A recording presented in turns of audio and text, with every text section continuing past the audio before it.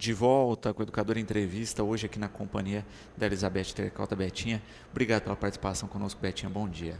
Bom dia, Luciano, bom dia a todas as pessoas que nos veem e ouvem nesse momento e obrigado pela oportunidade de estar aqui.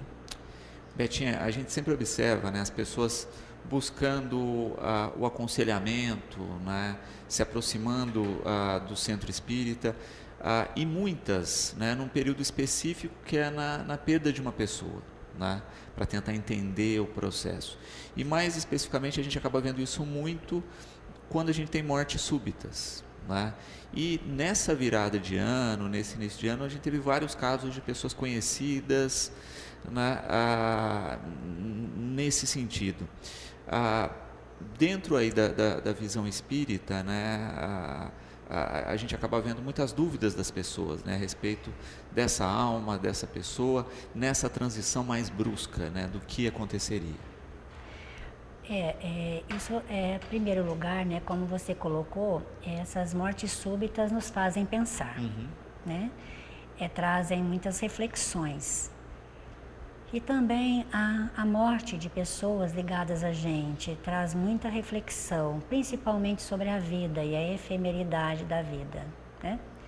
Porque nós vivemos no dia a dia, numa correria muito grande, vinculados a todos os interesses materiais da vida, porque é parte nossa como ser encarnado, viver como homem do mundo e ter os nossos olhares para as necessidades do mundo.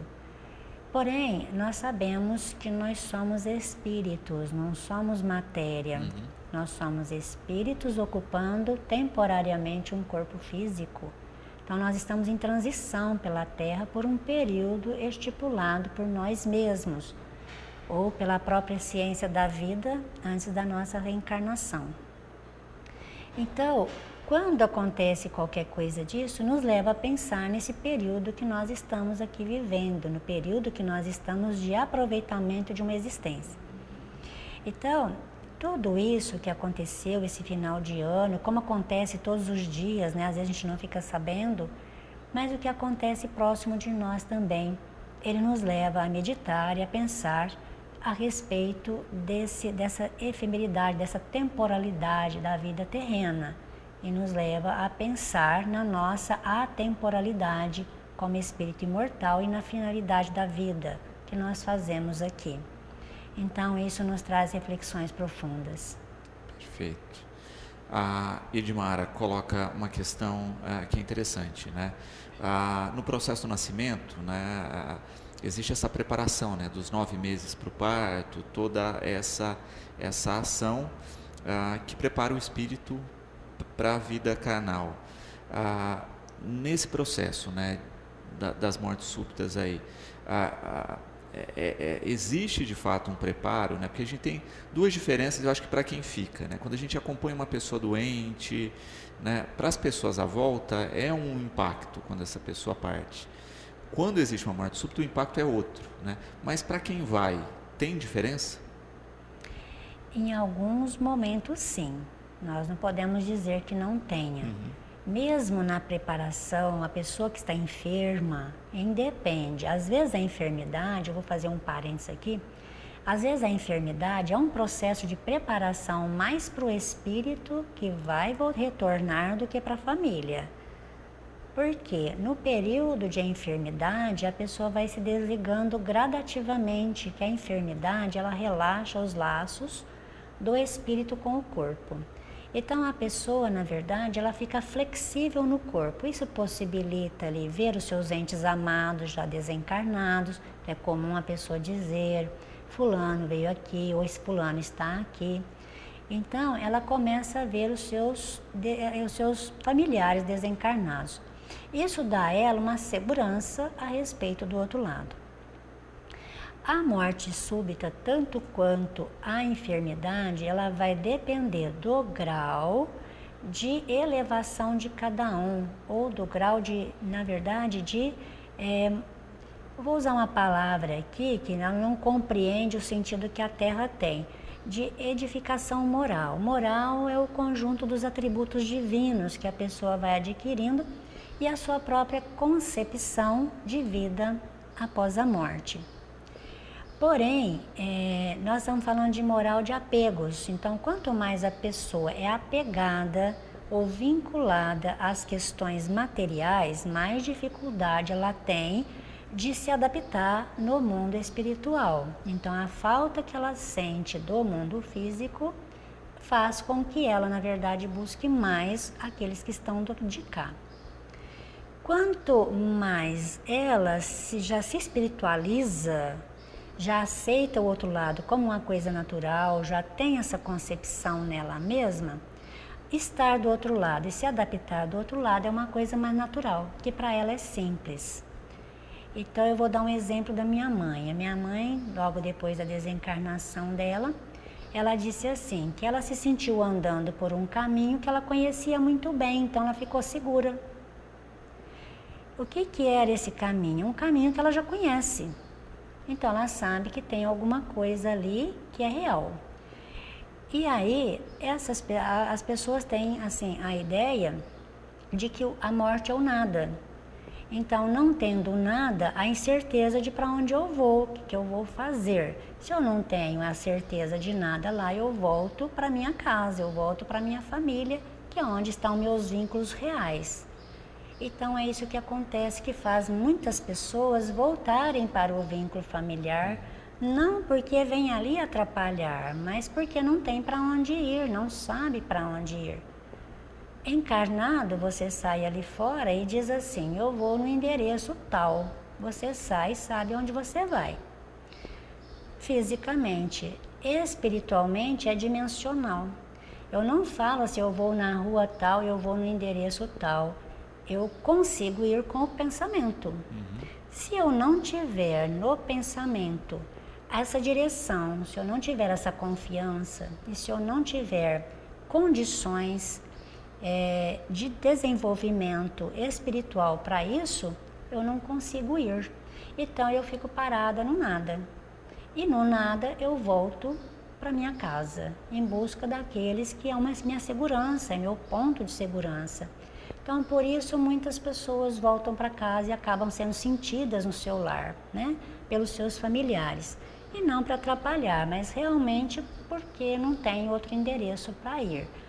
Agora, a morte súbita, ela é sempre para o espírito um susto. Se ele tem essa condição, ele sai bem. Às vezes ele pode entrar num sono, às vezes ele pode entrar num estado temporário de perturbação, de confusão, mas logo ele se reencontra, porque todos, indiscutivelmente todos, têm aqueles que o amparam. Porque os trabalhadores do lado espiritual são infinitos e os grupos que auxiliam no processo de desencarnação auxiliam todos. Acontece que às vezes nesse estado de nervosismo, nesse estado perturbador que a pessoa se encontra, ela não consegue se conectar e ouvir aqueles que procuram ajudá-la a se encontrar.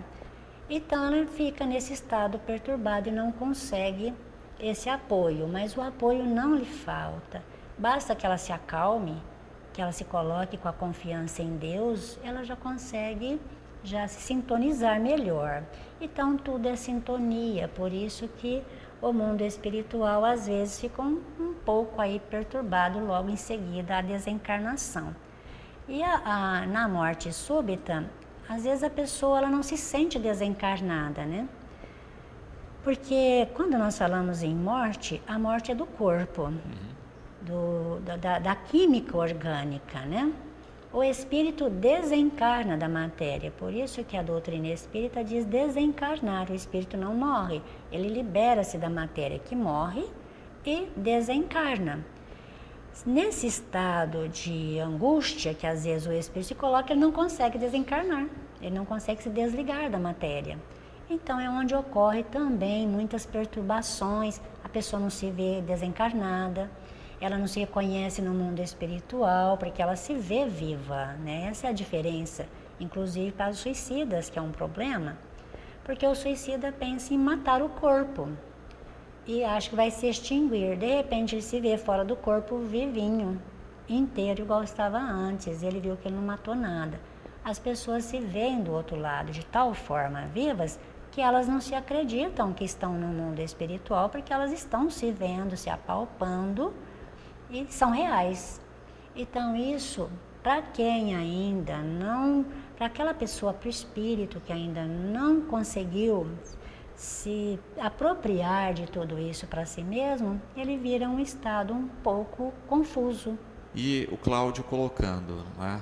A pessoa pode ficar muito tempo nesse espaço sem se conectar e sem compreender que desencarnou, Betinha?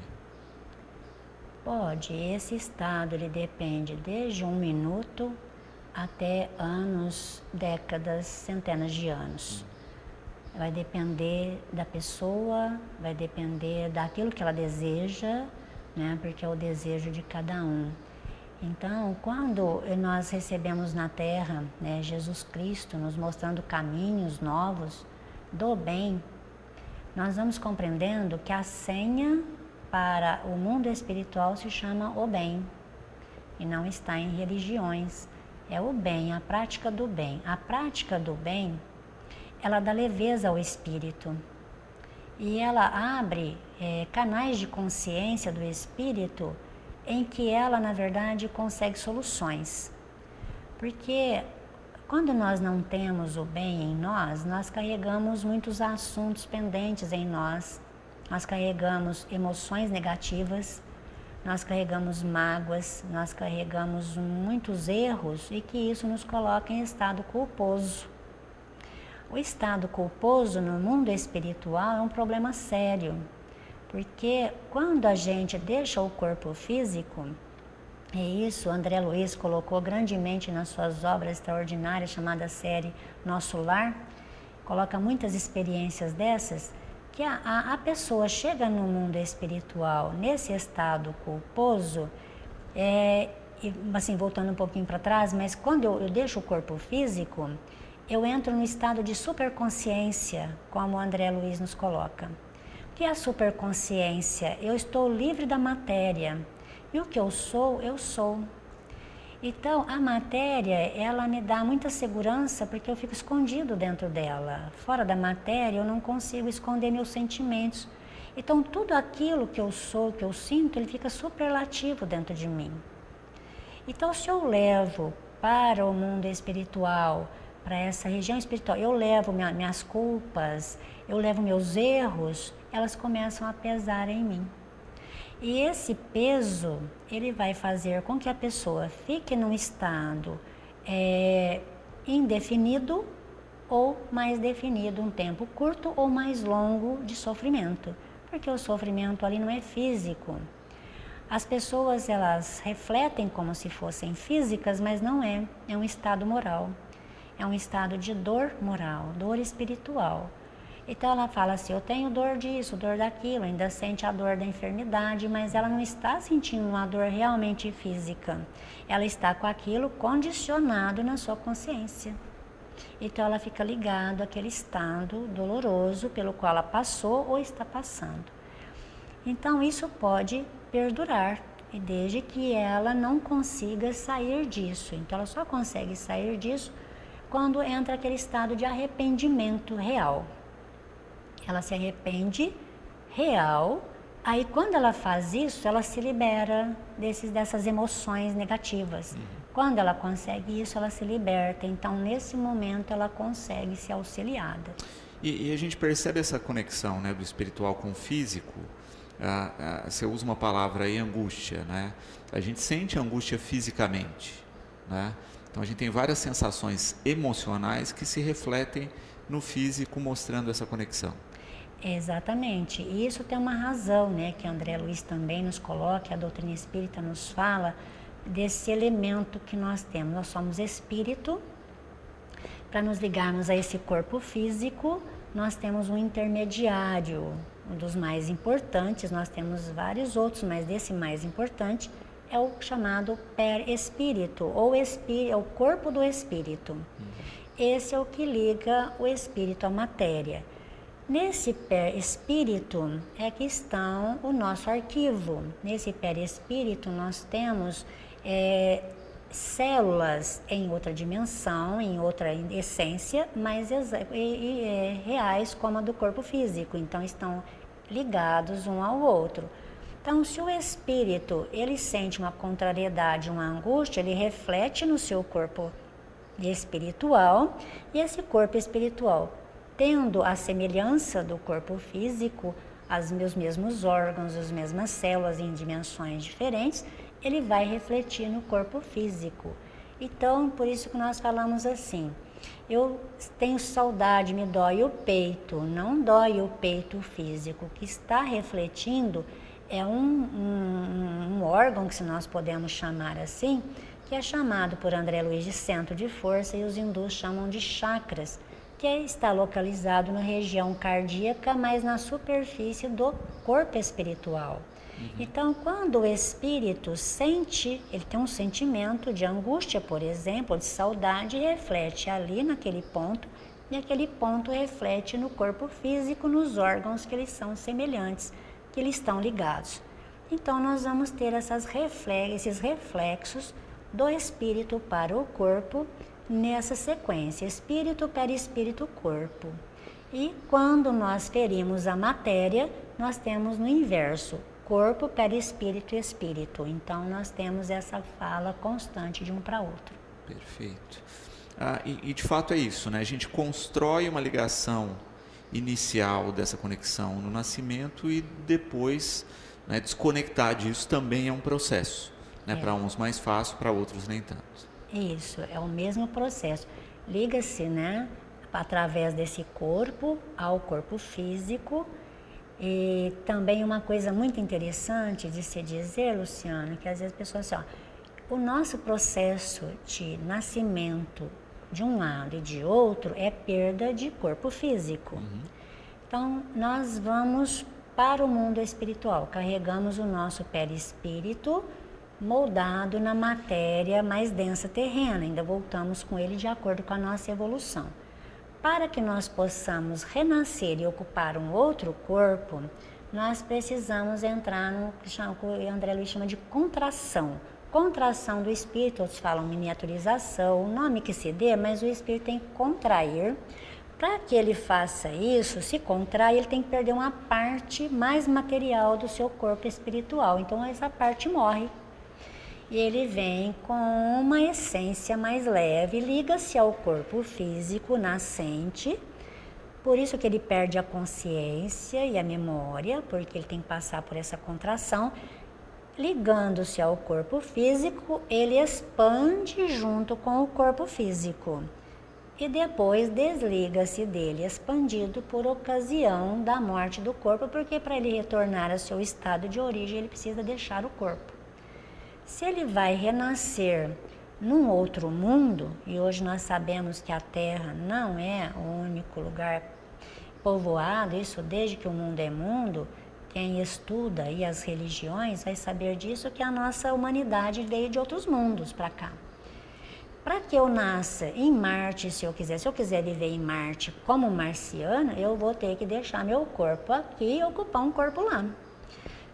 Como nós temos muitos espíritos vindo de outros mundos para cá, e que estamos cheios deles aqui, uns mais recentes, outros não, e que também deixam um corpo lá e tomam um corpo aqui, porque os corpos de cada mundo são inerentes a eles. Eu não consigo ir para Marte e viver com esse corpo lá, porque o corpo é formado dos gases do planeta.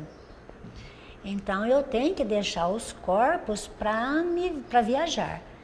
Isso que na ciência de Deus não tem nada de terrível como a gente vê na Terra. Nos mundos mais evoluídos, as pessoas deixam os corpos e continuam se vendo, porque os corpos são menos densos. Então, quanto mais evoluído um mundo, mais o corpo é leve. Mas as pessoas deixam um corpo em migração e elas não param de se ver. Então, a morte ali não existe como aqui. Para nós, o nosso corpo ainda é muito denso, de acordo com a materialidade do nosso planeta. Nós temos mais de uma espectadora, Cristina, o Zé Mário, com a mesma questão, né, que você explique um pouquinho a respeito do karma, né, do que é e como se reflete aí. É preciso entender primeiro a palavra karma, né? Karma em sânscrito quer dizer lei de causa e efeito. Porque se a gente não entender isso, porque a doutrina espírita ela trata como lei de causa e efeito. Ela é uma lei divina, ela é imutável e ela está ligada ao livre-arbítrio de cada ser. Então, em sânscrito, como nós temos aí toda a antiguidade, é reencarnacionista, né? Então, só basicamente as crenças cristãs que não são reencarnacionistas, as outras basicamente todas são. Então, dentro dessa reencarnação, dessa lei, que é a reencarnação é uma lei também, nós temos a lei de causa e efeito, e na palavra sânscrita ela chama karma. E o que é isso? Tudo aquilo que eu tenho hoje tem uma causa. Tudo que eu passo hoje tem uma causa. A causa esteja no presente ou esteja no passado. Então, não existe efeito sem causa. E a causa, ela sempre está ligada a mim, às minhas atitudes, àquilo que eu faço. Tudo que eu falo, tudo que eu projeto, tudo que eu faço, qualquer atitude, qualquer pensamento que gera em mim, ele tem um efeito. Esse efeito, ele está mais ou menos ligado, maior ou menor, de acordo com a intenção que eu faça. Então, se por exemplo, eu firo alguém ou eu firo a mim, aquilo que eu fizer de acordo com a intenção que eu fiz, que vai ser o peso daquilo que me volta. E aí nós temos hoje, então, dentro dessa palavra karma, que muitas pessoas entendem como fatalidade. Então, por exemplo, ele tem lá um esposo e esse esposo está com dificuldades, ou bebe, por exemplo, aí a pessoa diz assim, é meu karma essa pessoa. Aí a gente está se referindo que ele é um fardo pesado. E na verdade não é. Se nós formos colocar, então, enquadrar essa pessoa dentro de lei de causa e efeito, muitas vezes esse esposo de hoje é o filho que a gente não cuidou ontem, que a gente não educou, e para isso ele caiu na bebedeira. E hoje ele vem para dentro do nosso lar como um esposo. Ou, de repente, ele é aquele esposo de ontem também, que a gente deixou e acabou, por um amor, por uma paixão, também caído na bebedeira. Hoje ele é meu esposo de novo, novamente, mas do jeito que eu deixei ele. Então, ele volta para mim. Isso é lei de causa e efeito. Então, tudo aquilo que eu fizer de melhor no dia de hoje é o que vem para mim de novo amanhã. Então, essa é onde funciona perfeitamente a lei de causa e efeito. Mas ela volta toda na proporção? Ela volta na proporção daquilo que eu reorganizo.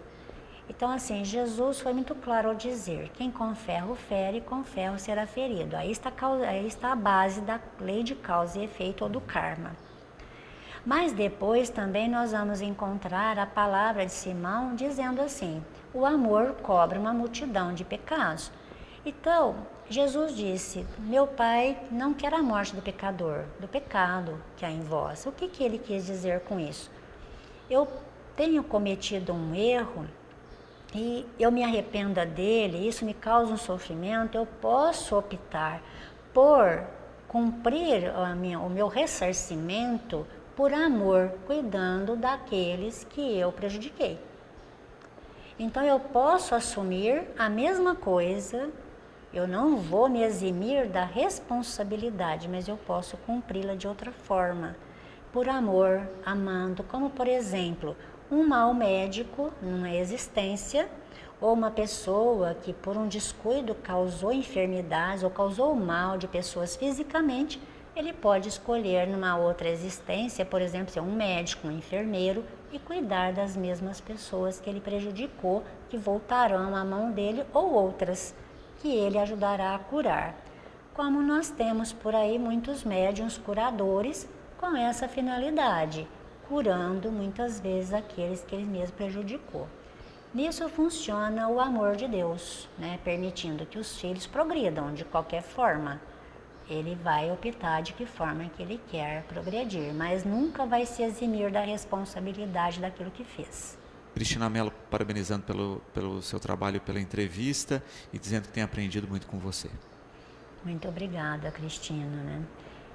E a participação dela conosco.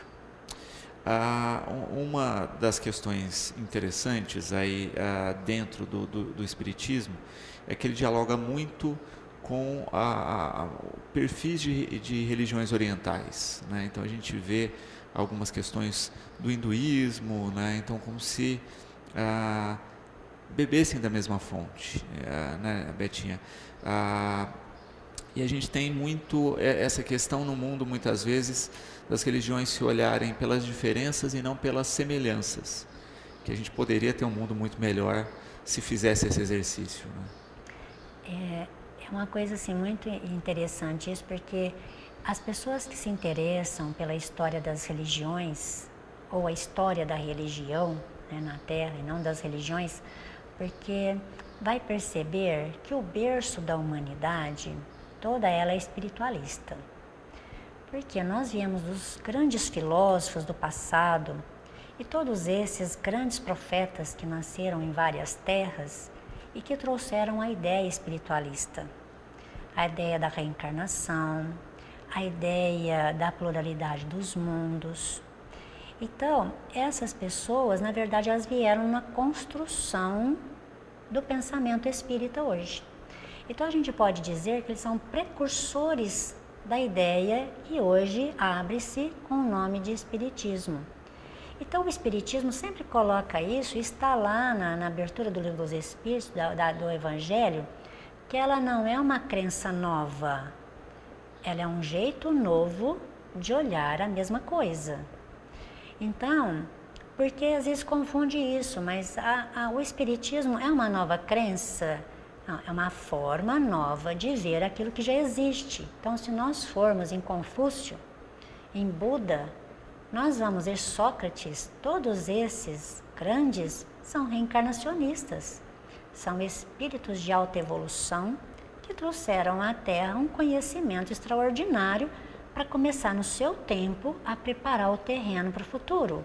Então, todos esses prepararam o terreno para um futuro que vem aí na frente. A doutrina espírita também tem esse papel, preparando o terreno para o futuro que vem aí na frente, que é a da evolução pela qual a Terra deverá passar.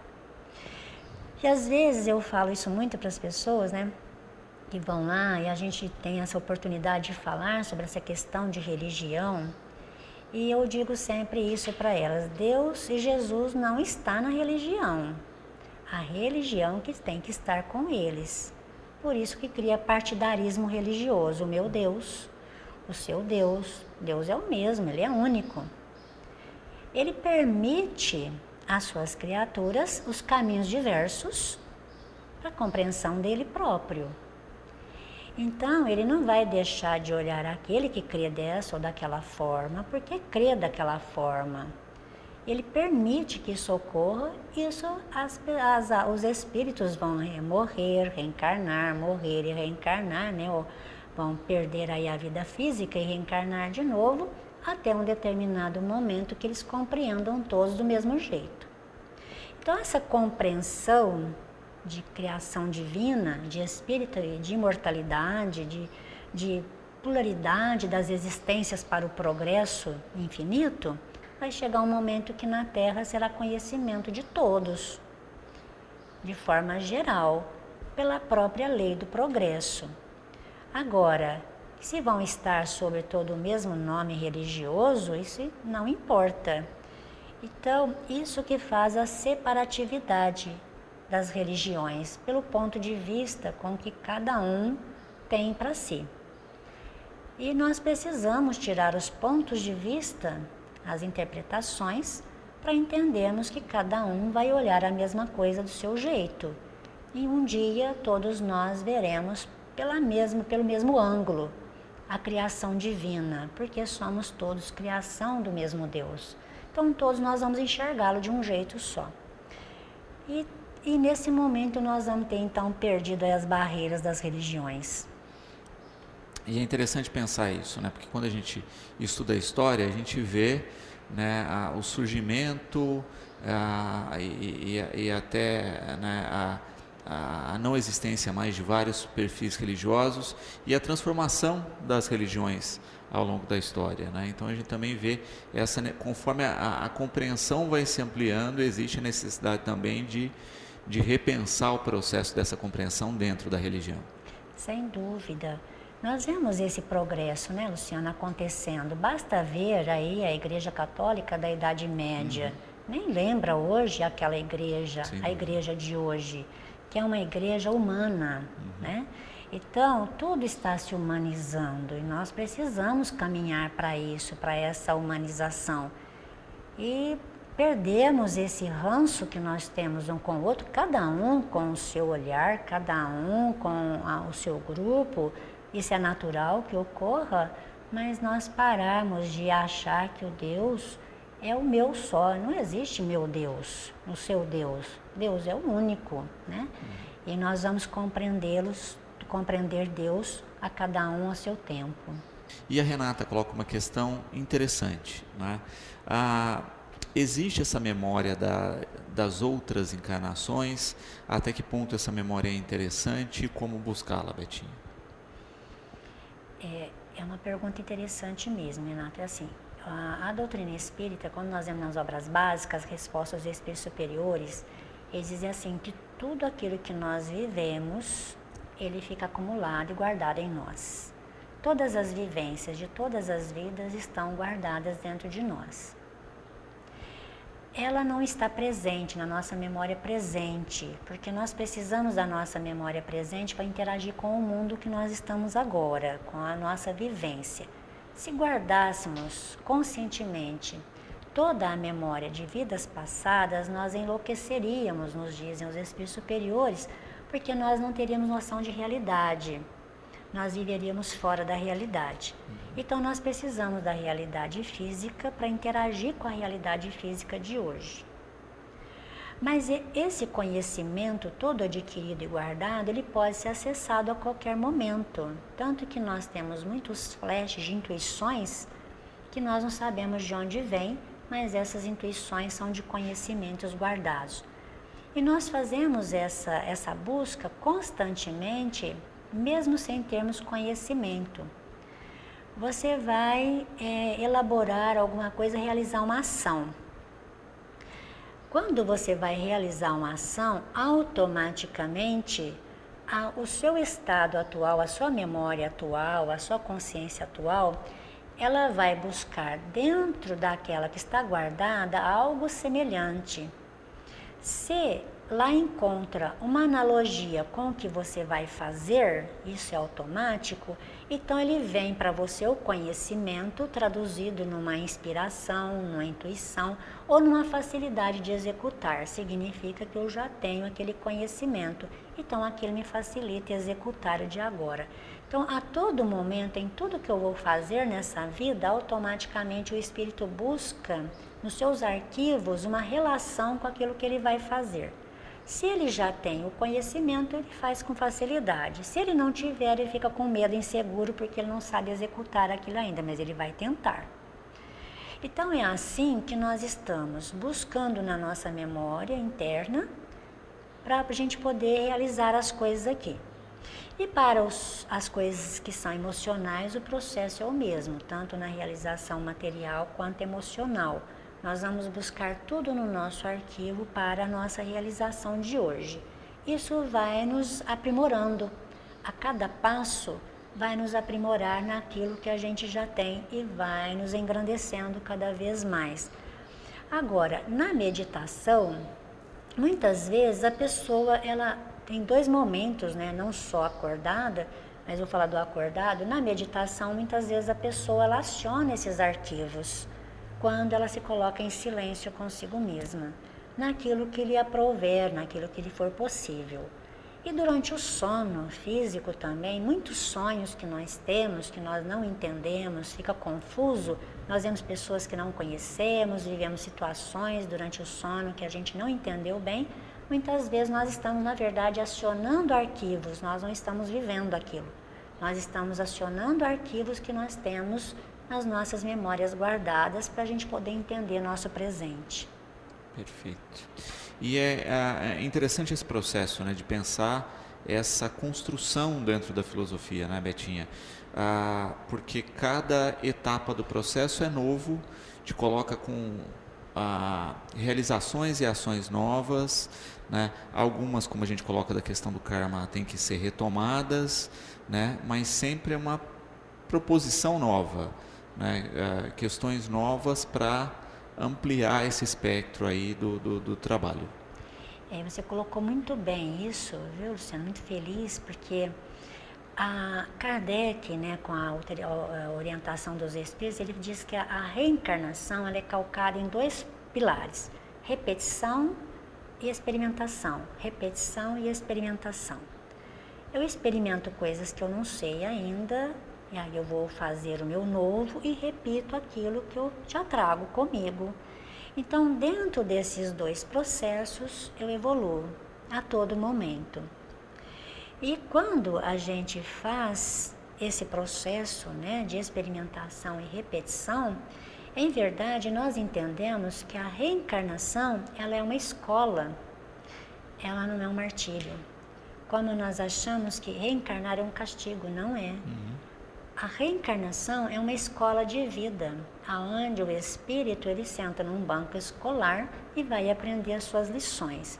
E quanto mais ele se coloque apto à disposição de aprender essas lições, de vivenciá-las, porque tudo é aprendizado, muito mais ele cresce espiritualmente. E é isso que nós chamamos de autoiluminação, quando Jesus nos diz: brilha a vossa luz. Ou seja, faça, vai para frente, ilumine-se, né?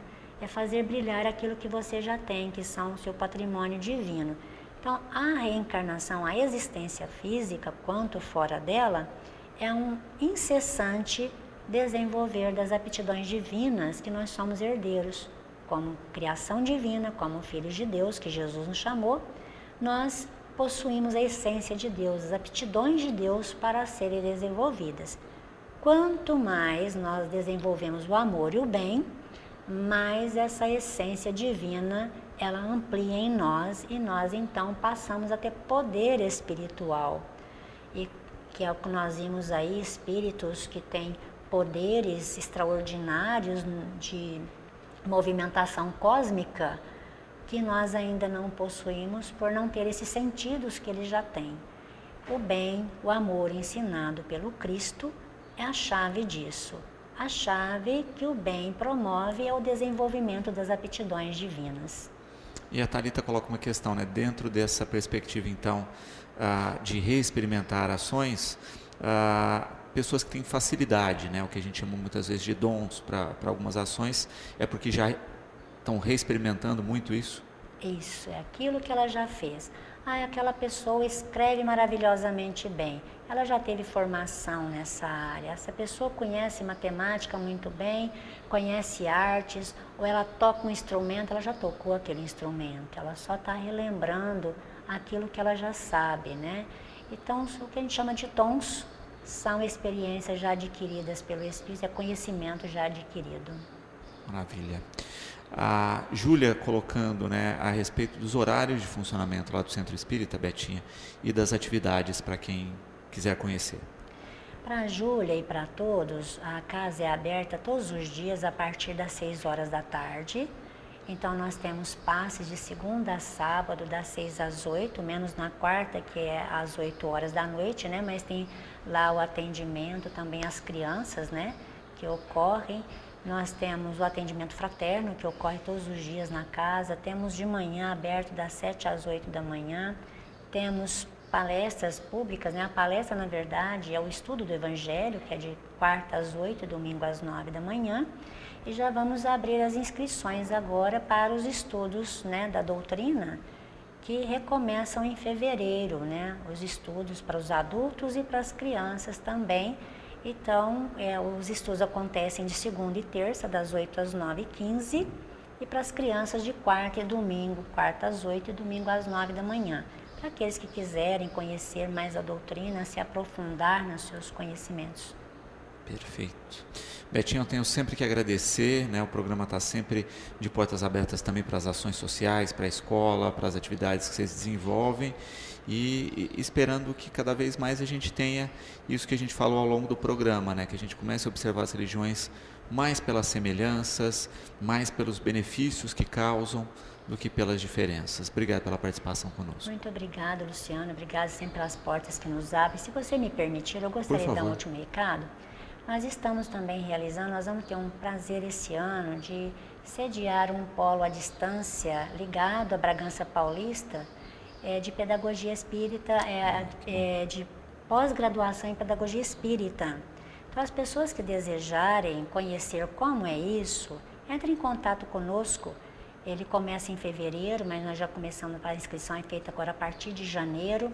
É ligado diretamente à Bragança Paulista com a Dora Encontre, a Associação de Pedagogia Espírita Brasileira. Então, os encontros presenciais vão acontecer uma vez por mês, junto no grupo, né, na escola Eurípides Barçanufo, o dia que ocorre o presencial lá. Então, nós vamos estar interligados através de vídeo, né? Então, nós vamos estar um polo aqui em Batatais, um em Pelotas, um em Salvador, ligados à Bragança Paulista. Então, há professores ou não que desejarem conhecer todo esse contexto da forma de trabalhar na pedagogia espírita, que vem desde lá dos grandes filósofos do passado, né? Tales de Mileto, Sócrates, Platão, vem aí pela esteira do tempo, Pestalozzi, Eurípides Barçanufo, enfim. Todos esses grandes, Piaget, né? Maria Montessori, que são precursores de tudo isso, que desejar participar conosco, é 2 anos, né? Que é o pós-graduação, é só entrar em contato conosco lá na escola, pode ser pelo nosso site ou pelo nosso Facebook, né? Ou ligar no 376, eu vou dar o meu 37616569, que é o que atende lá na escola, né? E entrar em contato conosco que nós passamos mais informações a respeito. Perfeito, né? Uma maneira aí de ampliar ainda mais os conhecimentos. Agradeço sempre, Betinha. Obrigado pela presença. Obrigada, Luciano.